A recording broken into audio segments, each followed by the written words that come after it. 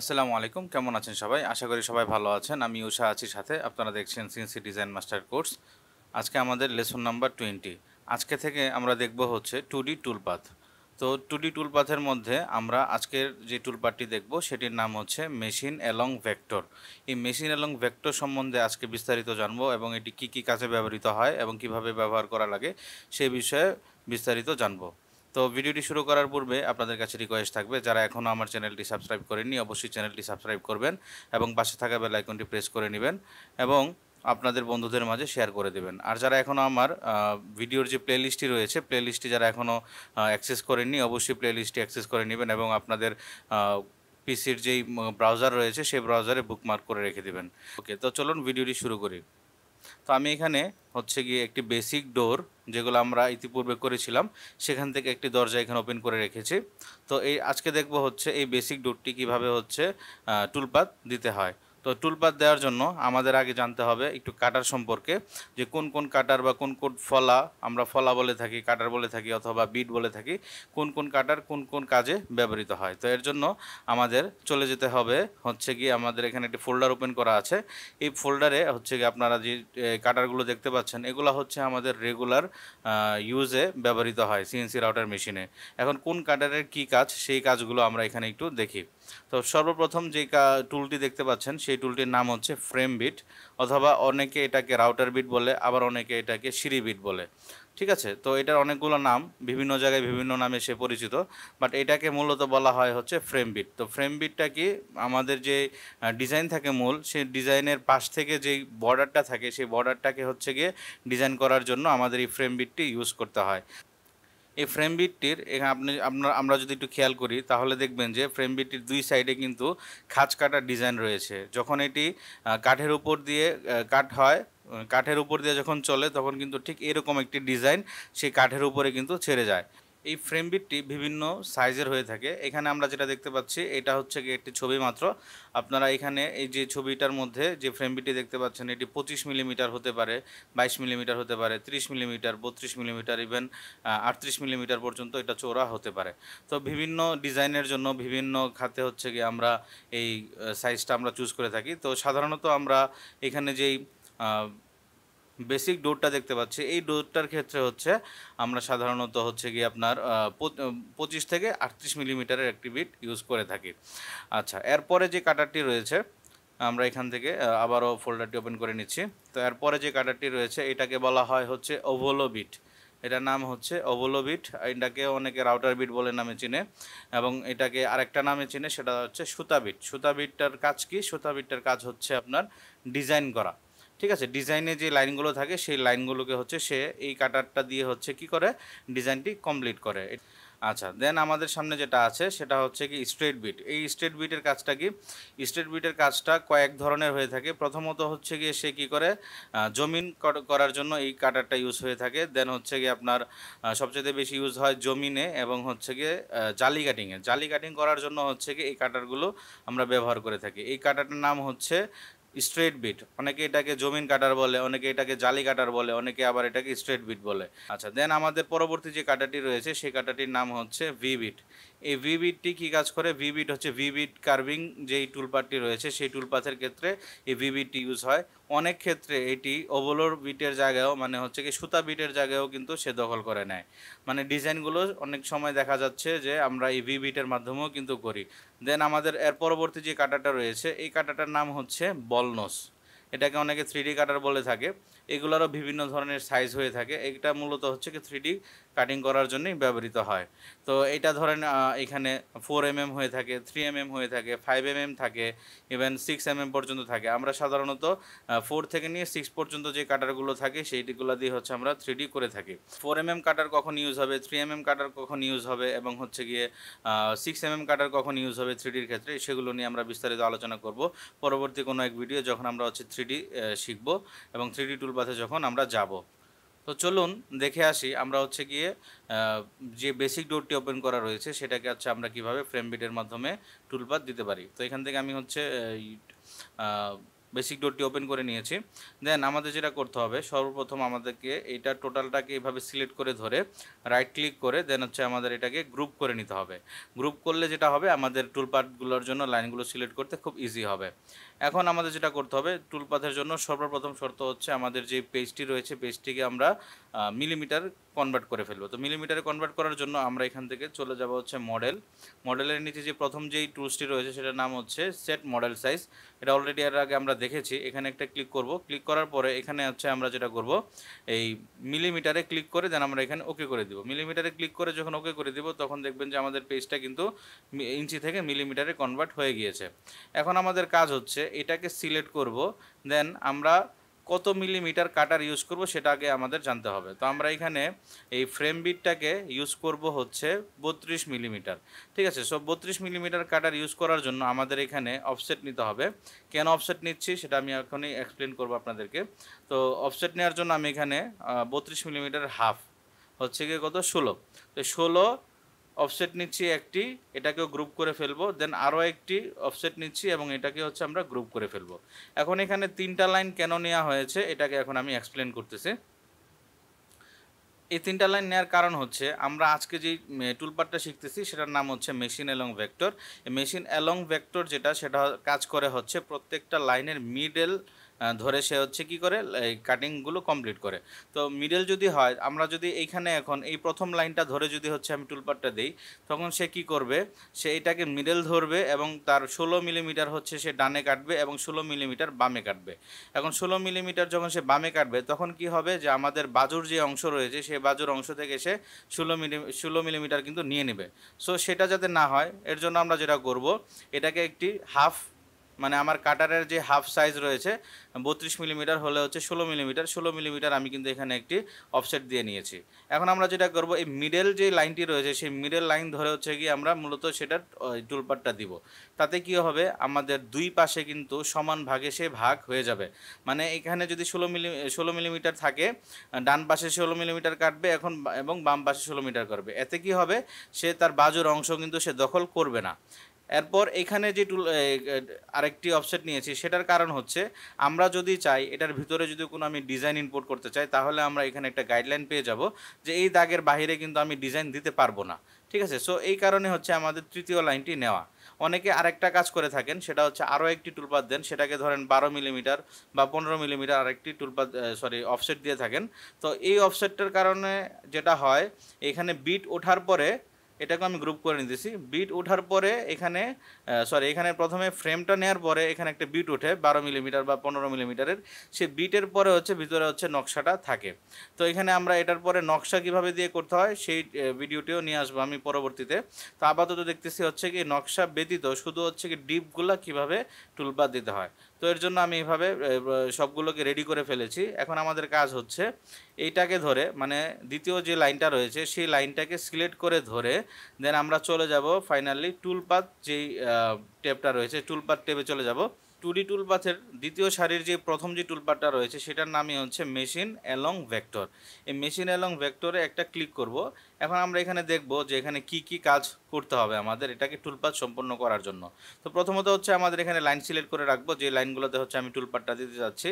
দেন আমাদের এইখানে start depth এটা অলওয়েজ 0 থাকবে, এটাতে আমরা কখনোই কোনো কিছু দিব না, কারণ এটা 0 রাখতে হবে সবসময়।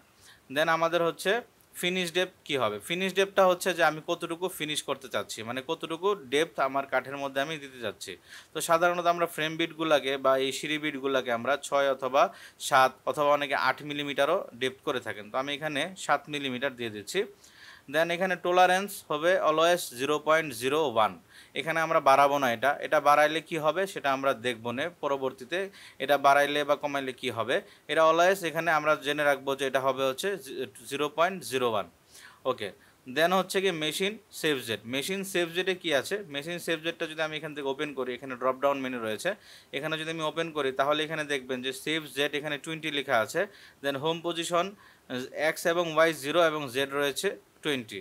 এটা মূলত কি, এটা একটু বোঝাই যে এটা হচ্ছে গিয়ে ধরুন এখানে কিন্তু এই যে বক্সগুলো দেখতে পাচ্ছেন, এখান থেকে যখন কাটা সে শুরু করবে, এই টোটালটা কাটার পরে সে একটা নির্দিষ্ট গ্যাপ পরিমাণ সে কিন্তু আপ হবে, মানে মেশিনের স্প্যান্ডেলটা যেটা দিয়ে হচ্ছে কি ডিজাইনটা হয় সেটা কিন্তু একটু সামান্য উপরে হয়ে নেক্সট আরেকটা লাইনে কিন্তু সে যায়। সে যে উপরে হচ্ছে এবং নেক্সট যে লাইনটা রয়েছে সেটাতে যাচ্ছে, সেটাকেই বলা হয় হচ্ছে কি মেশিন সেফ জেড। এটা যদি কোনো কারণে কম থাকে, 5, 6 অথবা 0 থাকে, তখন কিন্তু সে উপরে উঠবে না। সে কি করবে, কাঠগুলোকে কেটেই হচ্ছে কি আরেকটা লাইনে সে যাওয়ার জন্য সে চেষ্টা করবে। তখন কি হবে, আমাদের যে ডিজাইন রয়েছে সেটিও নষ্ট হবে, আমাদের দরজাটা কিন্তু বাতিল হয়ে যাওয়ার চান্স থাকে। সো সেই ক্ষেত্রে আমাদের অবশ্যই এখানে খেয়াল রাখতে হবে যাতে মেশিন সেফ জেড কখনোই যাতে 15 মিলিমিটারের নিচে না থাকে। সবচাইতে সেফ এরিয়া হচ্ছে 20, তারপর হচ্ছে 15 নিচে আমরা রাখবো না। এটা হচ্ছে আমাদের একদম সেফ এরিয়া। এর নিচে রাখলে ডিজাইন নষ্ট হয়ে যাওয়ার চান্স খুব বেশি থাকে। আচ্ছা, দেন হচ্ছে এখানে প্রোফাইলিং টুল হচ্ছে ফাইনালি আমরা হচ্ছে কোন কাটারটা ইউজ করব আমাদের এই ডিজাইনের ক্ষেত্রে। তো বলে রাখি যে মেশিন এবং ভেক্টরের ক্ষেত্রে আমরা চাইলে যে কোনো কাটারই কিন্তু সিলেক্ট করতে পারি, কারণ তার জন্য কোনো রুল রেগুলেশন নাই। এটা একদম একটা জেনারেল এবং খুব বেসিক একটি টুলপাথ। তো সেক্ষেত্রে আমি এখানে সিলেক্ট করে ধরে কিন্তু আমরা চাইলে এখান থেকে যে কোনো একটা কাটার চুজ করে দিতে পারি। এখানে যখন কাটার চুজ করব সেখানে আমাদের অবশ্যই একটা জিনিস খেয়াল রাখতে হবে, আমাদের যে কাটারগুলো চুজ হবে সেটা কিন্তু মেট্রিক টুলস থেকে সিলেক্ট করতে হবে। সেটার মানে হচ্ছে মিলিমিটার যে টুলসগুলো রয়েছে সেটা। এখানে কিন্তু ইঞ্চি টুলস এবং হচ্ছে জুয়েলারি টুলস দুইটাই আছে, এইটা কিন্তু আমরা হচ্ছে ইউজ করব না। তো আমরা এখান থেকে মেট্রিক টুল থেকে আমরা চলে যাব হচ্ছে উড অর প্লাস্টিক। এখানে কিন্তু আমরা দেখতে পাচ্ছি অ্যালুমিনিয়াম রয়েছে, স্টিল রয়েছে, উড অর প্লাস্টিক রয়েছে, হাই ডেনসিটি রয়েছে। এগুলো আমাদের কোনোটাই দরকার নাই, আমাদের দরকার হচ্ছে উড অর প্লাস্টিকের মধ্যে। মানে আমাদের এই কাটারটির মাধ্যমে আমরা উড এবং প্লাস্টিকের যে কোনো ডিজাইন কিন্তু কাটতে পারবো। ওকে, এটাকে আমরা এখানে এই প্লাস চিহ্নর মধ্যে একটা ক্লিক করে ওপেন করে নিব। তারপরে এখানে আরও কিছু গ্রুপ পাবো। এখানে প্রথমে রয়েছে হচ্ছে রাফিং অ্যান্ড 2D ফিনিশ, তারপরে রয়েছে 3D ফিনিশ, তারপর রয়েছে ভি কার্ভিং, তারপর রয়েছে অগেন রাউন্ড ওভার, ঠিক আছে, তারপর রয়েছে রাইস। এগুলোর মধ্যে থেকে আমাদের এখন কাজ হবে হচ্ছে রাফিং অ্যান্ড 2D ফিনিশের মধ্যে। বাকিগুলোর কাজ আমরা এর পরবর্তী যে ভিডিওগুলো থাকবে, পরবর্তী যে টুলপাথগুলো দেখবো সেখানে আমরা একে একে সবগুলোকেই কিন্তু দেখব। তো আমরা এখান থেকে আমি রাফিং টুল ওপেন করে নিচ্ছি। তো এইখানে দেখুন ইন্ড মিল নামে কিছু কাটার রয়েছে। এখানে ইন্ড মিলে যদি আমি এখন 12তে ক্লিক করি তাহলে কিন্তু এখানে দেখতে পাচ্ছি এখানে একটা কাটারের ছবি এখানে শো করতেছে, যেটা হচ্ছে সারফেসটা একদম প্লেন। সো আমরা জানি যে মেশিন এবং ভেক্টরে যে কোনো কাটার আমরা সিলেক্ট করতে পারবো, এতে আমাদের কোনো ডিজাইনের কোনো ক্ষতি হবে না। কিন্তু পরবর্তী যে টুলপাথগুলো রয়েছে, যেমন এরিয়া ক্লিয়ারেন্স রয়েছে, তারপর হচ্ছে 2D প্রোফাইল রয়েছে, সেগুলোর ক্ষেত্রে কিন্তু আমি যেই সাইজের কাটার সিলেক্ট করব আমাদের মেশিনে কিন্তু ঠিক সেম সাইজের কাটারই কিন্তু দিতে হবে। আমরা যদি এখানে একটা সিলেক্ট করি এবং মেশিনে যদি অন্য কাটার সিলেক্ট করি তাহলে কিন্তু আমাদের ডিজাইনটি ভুল হয়ে যাবে এবং ডিজাইনটি নষ্ট হয়ে যাওয়ার চান্স খুব বেশি থাকবে, ইভেন নষ্ট হয়েই যাবে। আচ্ছা, তো এখানে দেখুন এখানে ইনমিল 12, ইনমিল 10, ইনমিল 6 এখানে রয়েছে। এখানে আমরা যেটা করতে পারি, এখানে আমরা এখানে হচ্ছে কি আমরা একটা 32 মিলিমিটার কাটার কিন্তু এখানে আমরা তৈরি করতে পারি। এর জন্য আমাদের যেটা করতে হবে, এখানে ইনমিল 12 মিলিমিটার যেটা রয়েছে এটাকে আমরা একটা কপি করব। তো কপি করার পর এখানে 12 মিলিমিটারের দুইটা কাটার আমরা এখানে পাচ্ছি। এখানে দুইটা কাটারের মধ্যে একটা কাটারকে হচ্ছে কি আমরা যেটা করব সেটা হচ্ছে এখানে 32 মিলিমিটার কনভার্ট করে ফেলবো। তো 32 মিলিমিটার করার জন্য আমাদের যেটা করতে হবে, এখানে এডিটে যেতে হবে। এডিটে যাওয়ার পরে সর্বপ্রথম আমাদের এখানে ডেসক্রিপশনের মধ্যে ইনমিল 12 জায়গায় আমরা এখানে দিয়ে দিব হচ্ছে 32 মিলিমিটার, এবং ডায়ামিটারে 12 জায়গায় দিব হচ্ছে 32, এবং স্টেপ ডাউন এখানে 12 রয়েছে, এটা থাকুক। স্টেপ ডাউন বলতে এটা বোঝায় যে তার কর্মক্ষমতা কতটুকু, সে একসাথে কতটুকু ডেপ হওয়ার তার হচ্ছে কি ক্যাপাবিলিটি রয়েছে। তো এখানে 12 মিলিমিটার রয়েছে, ইট গুড এনাফ, কারণ আমাদের এর চাইতে বেশি খুব একটা বেশি দরকার হয় না।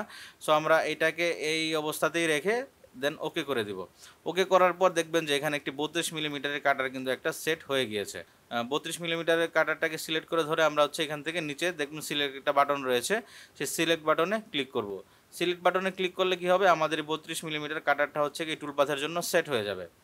এখন আমাদের এখান থেকে নিয়ে যে পার্টটুকু রয়েছে এটাকে আমরা স্কিপ করতেছি, এখানে আমাদের কোনো কাজ নাই আপাতত। এটা কি কাজে ব্যবহৃত হয় আমরা নেক্সট কোনো ভিডিওতে দেখবো, এটা আপাতত আমরা স্কিপ করতেছি। দেন আমাদের যে বিষয়টা রয়েছে সেটা হচ্ছে যে মেটেরিয়াল বলতে কি বোঝাচ্ছে, আমরা যেই কাঠের মধ্যে হচ্ছে ডিজাইনটা করব সেই কাঠের থিকনেসটা কত। তো আপাতত আমরা এখানে দরজার মধ্যে সাধারণত আমরা দিয়ে থাকি হচ্ছে গিয়ে 1.5 ইঞ্চি। তো যেহেতু আমরা এখানে হচ্ছে গিয়ে ডেপথ করতেছি 7 mm এর বেশি আমরা যে কোনো একটি মেটেরিয়ালের সাইজ দিয়ে দিলেই হবে। এখানে আমাদের একদম এক্সাক্ট কাঠের মাপ দেওয়ার কোনো দরকার নাই, মানে কাঠের থিকনেস যদি 38 মিলিমিটার হয়, এখানে 38 মিলিমিটার আপাতত দেওয়ার দরকার নাই। কখন আমরা হচ্ছে 38 মিলিমিটার দিব, যখন হচ্ছে গিয়ে আমরা এখানে জালি করব। জালি বলতে কি বোঝাচ্ছি, ধরেন এখান থেকে কোনো একটা অংশকে একদম এক দিক থেকে কেটে অন্য দিক থেকে ফোটা করে বের করে ফেলবো, এটাকে বলা হয় হচ্ছে জালি। অথবা আউট কাটিং, যে আমরা একদম আউটসাইডটা কোনো একটা ডিজাইনের আউটসাইডটা কেটে একদম বাদ দিয়ে দিব, তো সেটাকে বলা হয় হচ্ছে জালি করা। সেই জালি যদি কোনো ডিজাইনে না থাকে, তো সেই ক্ষেত্রে আমাদের একদম কাঠের ফুল থিকনেস দেওয়ার কোনো দরকার নাই। আমরা চাইলে আমাদের যে ফিনিশ ডেপথ রয়েছে সেটা দিতে পারি, অথবা একটু বাড়িয়ে দিতে পারি। তো আমি যেটা প্রেফার করি সেটা হচ্ছে গিয়ে আমরা স্ট্যান্ডার্ড হিসাবে এখানে 10 আমি এখানে সিলেক্ট করে দিতে পারি। সো আমি এখানে মেটেরিয়াল সেটআপে গিয়ে এখানে হচ্ছে গিয়ে 10 সিলেক্ট করে দিচ্ছি। এবং এখানে যে বাকি যেই অপশনগুলো রয়েছে এখান থেকে অবশ্যই আমাদের খেয়াল রাখতে হবে, এখানের যেই টিক মার্ক দেওয়ার যে জায়গাটা আছে বৃত্তর মতো, সেটা অবশ্যই উপরে থাকতে হবে। এবং এর পাশাপাশি যে স্লাইড বারটা রয়েছে সেই স্লাইড বারটা কিন্তু এটা উপরের দিকে থাকবে। যদি স্লাইড বারটা উপরের দিকে থাকে তাহলে কিন্তু আমাদের ডিজাইনটা সঠিকভাবে কাটবে, এটাকে নিচে রাখা যাবে না। দেন আমরা এখানে ওকে করে দিব। ওকে করা হয়ে গেলে দেন আমাদের যেটা করতে হবে, এখানে আমাদের নাম লিখে দিতে পারি যে আমি কত মিলি কাটার এখানে ইউজ করতেছি। চাইলে আমরা এই নামটা লিখতে পারি, অথবা আমাদের ইচ্ছা মতো আমরা যেই কোনো নাম এখানে কিন্তু আমরা লিখতে পারি। অথবা যদি কোনো নাম নাও লিখি তাতেও আমাদের কোনো প্রবলেম হবে না। সো আমি এখানে নাম লিখে দিচ্ছি, ধরুন আমি এখানে দিচ্ছি 32 মিলিমিটার। তার মানে হচ্ছে আমি 32 মিলিমিটারের কাটার হচ্ছে এখানে আমি ইউজ করতেছি। দেন আমি কি করব, এখানে নাও করে দিব। নাও করার সাথে সাথে দেখবেন আমাদের এখানে কি হবে, এখানে এই লাইনগুলোর মধ্যে কিন্তু একটি তীর মার্ক পেয়ে যাবেন। তো এই তীর মার্কগুলো যদি চলে আসে, তার মানে হচ্ছে কি আমাদের এই ডিজাইনের এই টুলপারটা কিন্তু রেডি হয়ে গিয়েছে। আশা করি আপনারা বুঝতে পেরেছেন। টুলপারটা কমপ্লিট করা হয়ে গেলে দেন আমাদের কাজ হচ্ছে এই টুলপারটা কিভাবে কাজ করবে মেশিনে, বা সিমুলেশনটা কি হবে সেটা আমরা দেখব। তো সিমুলেশন দেখার জন্য আমাদের এখানে সিমুলেশন যেই প্যানেলটা রয়েছে এখানে চলে যাব। তো এখানে দেখুন যে অনেকগুলো অপশন রয়েছে। আমরা যদি প্রথম অপশনটায় যাই তখন কি হবে, আমরা এখানে যে টুলপারটা রয়েছে যেটা সিলেক্টেড সেটা হচ্ছে আমরা এখানে দেখতে পাবো যে কিভাবে সেটা কাজ করে। তো চলুন দেখে আসি। আমি এখানে প্রথমটাতে একটা ক্লিক করলাম। তো ক্লিক করার পরে সে কিন্তু আমাকে অটোমেটিকলি 3D যে ভিউটা রয়েছে সেই 3D ভিউতে কিন্তু নিয়ে এসেছে। এখন আমরা যেটা করব, এখান থেকে আমরা চুজ করতে পারবো যে আমি কিভাবে দেখতে চাই, fast, standard, high detail, custom, আমি যেভাবে ইচ্ছা কিন্তু দেখতে পারি। তো আমি এখানে সাধারণত ফাস্টে রাখতে চাচ্ছি, ফাস্টে রাখলাম। দেন আমরা এখানে সিমুলেট টুলপাথ দিব। তো সিমুলেট টুলপাথ দেওয়ার সাথে সাথে এমন একটি বার চলে আসবে, এটার মধ্যে হচ্ছে গিয়ে কন্ট্রোল বার চলে আসবে, যেটার মধ্যে আমরা এখানে প্লে পজ করতে পারবো।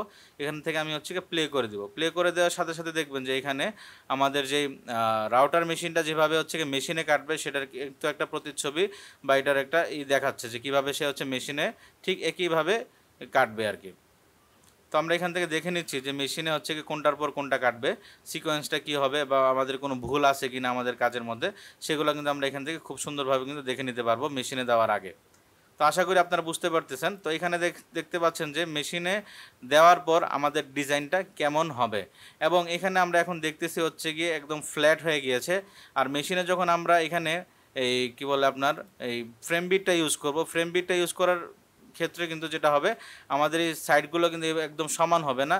সেই যে ডিজাইনটা রয়েছে ফ্রেমের, সেই ডিজাইনটা কিন্তু সে এখানে ক্রিয়েট করবে।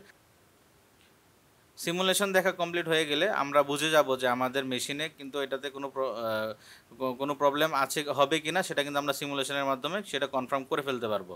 ওকে, সিমুলেশন দেখা হয়ে গেলে আমরা এখান থেকে সিমুলেশনটা ডিলিট করে দিতে পারি। ডিলিট সিমুলেশনে ক্লিক করলে সেটা একদম রিসেট হয়ে যাবে। চাইলে এখান থেকে আমরা আবারও কিন্তু এখান থেকে প্লে করে দেখতে পারবো। আচ্ছা, আমি এখানে 2D ভিউতে ফিরে যাচ্ছি। আচ্ছা, এখানে মোটামুটি আমাদের এই ডিজাইনের টুলপারটা দেওয়া কিন্তু কমপ্লিট হয়ে গিয়েছে। নেক্সট ভিডিওতে আমরা দেখব হচ্ছে কি এই ডিজাইনটা মানে রিভার্স কিভাবে করা লাগে। এটা হচ্ছে কি একদিকেই যাচ্ছে, রিভার্স করলে যেটা হয় সেটা হচ্ছে কি আমাদের কাঠের মধ্যে যদি কোনো আঁশ থাকে সেই আঁশটা কিন্তু দ্রুত একদম ক্লিন হয়ে যায়। তো নেক্সট ভিডিওতে আমরা দেখব হচ্ছে কি সেম দরজাটাকে আমরা কিভাবে রিভার্স টুলপাথ হিসাবে দিতে পারি, এবং হচ্ছে কি এটার ভিতরে যদি কোনো ডিজাইন থাকে সেই ডিজাইনের টুলপারটা আমরা অবলো কাটার অথবা হচ্ছে কি সুতা বিটের মাধ্যমে কিভাবে ডিজাইন টুলপারটা দিতে পারি সেটা দেখব। তো আশা করি বুঝতে পেরেছেন। এবং এর সাথে সাথে কিন্তু নেক্সটে আরও দেখব সেটা হচ্ছে কিভাবে হচ্ছে কি এই টুলপারটা সেভ করে মেশিনের জন্য ফাইল রেডি করতে হয়। তো নেক্সট ভিডিওগুলো মিস করবেন না অবশ্যই। আর এই ভিডিওটি যদি ভালো লেগে থাকে অবশ্যই সাবস্ক্রাইব করবেন আমার চ্যানেলটি, এবং একটি লাইক করে দেবেন, কমেন্ট করে জানাবেন আপনাদের মতামতগুলি। তো ধন্যবাদ, আজকে আমার এই ভিডিও এ পর্যন্তই। আসসালামু আলাইকুম।